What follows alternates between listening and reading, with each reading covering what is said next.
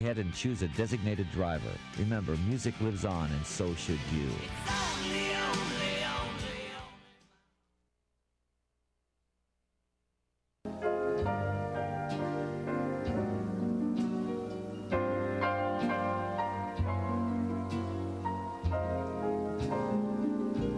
Look at me.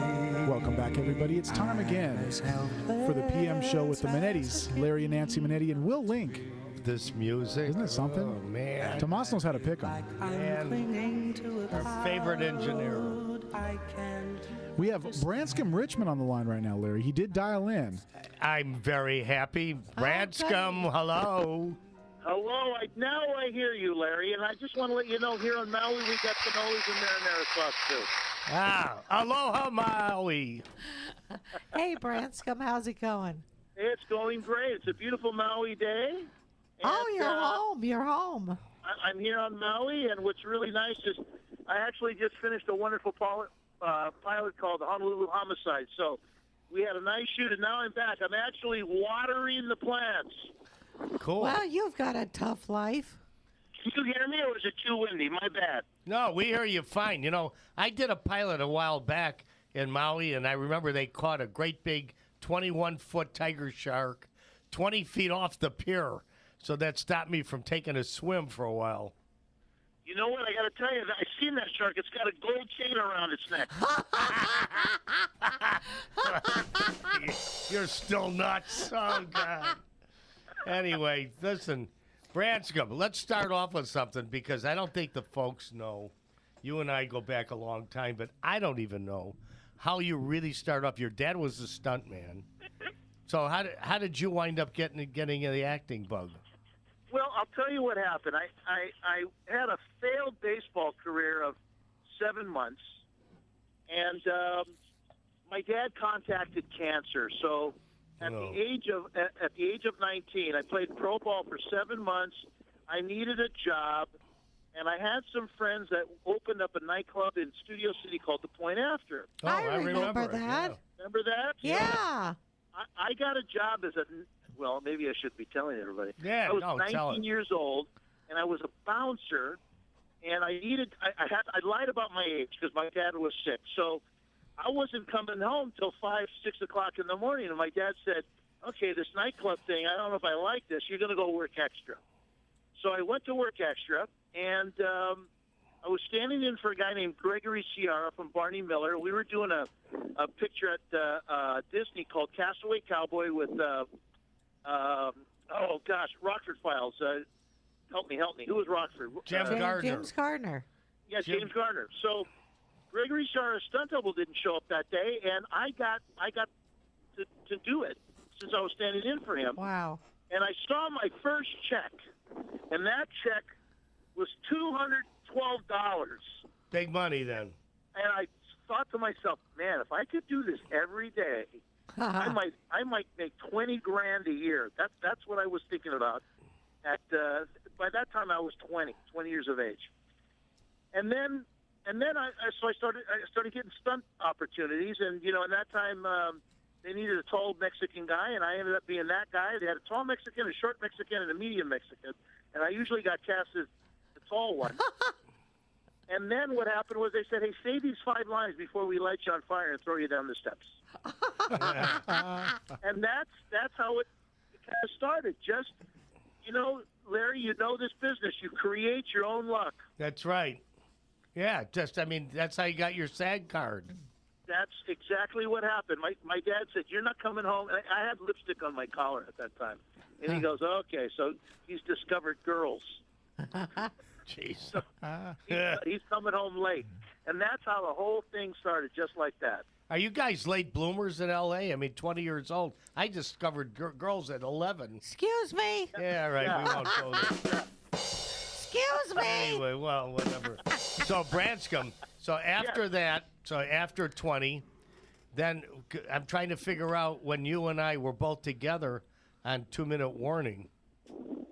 Oh, my gosh, I forgot that, Larry. That's right. We did 2 Minute Warning. Yeah. Well, hold on for a second. That was in 1976.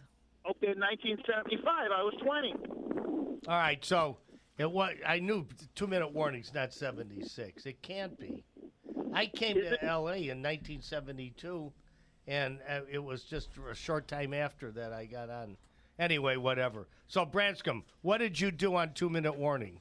Well, we had a wonderful stunt coordinator. God bless his soul. He's still alive, and he's in Florida, Glenn Wilder. Yeah, I remember him. Nice man. He's doubling Michael Caine these days.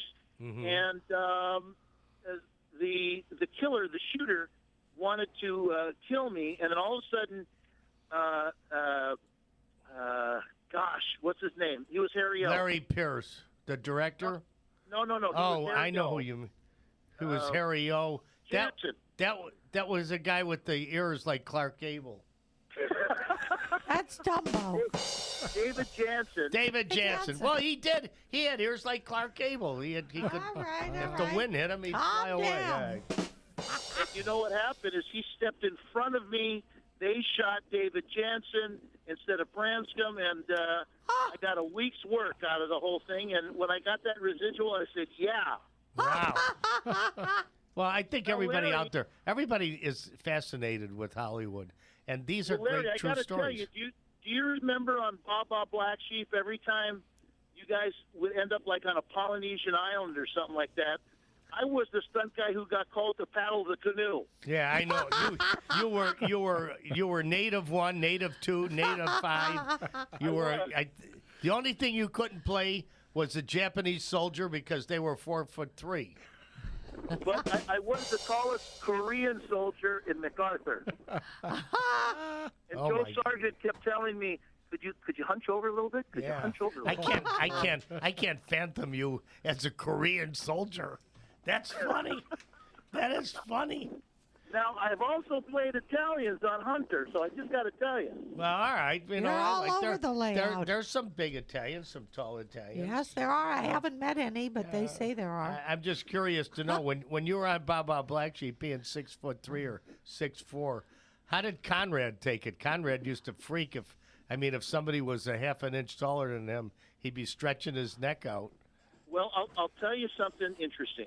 My dad had the wonderful pleasure of working a bunch of Wild Wild West. Oh. And he always said, accommodate the star. So what I've always done, and I've done the same thing with Chuck Norris, if I got a scene where I'm next to them, I'll, excuse the expression, I'll kind of open my stance Yeah. so that I'm not as tall. Right. And or I'll find a hole and I'll stand in it. and I know Chuck was very appreciative of it. We've never addressed it, but I've done 6 Chuck Norris movies and a year of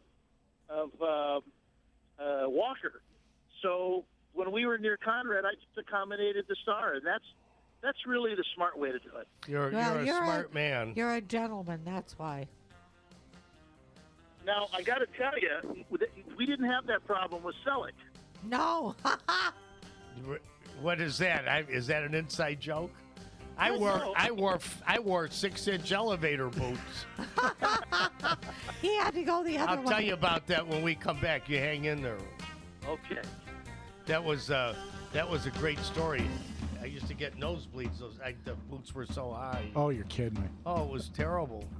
Guys, stick around. More great stuff coming up here on the PM Show with Larry and Nancy Manetti. Branscombe Richmond is our guest. Stay tuned for more great stuff. CRN Digital Talk Radio. 800-336-2225 is the call-in number. 800-336-2225. We'll be back right after this.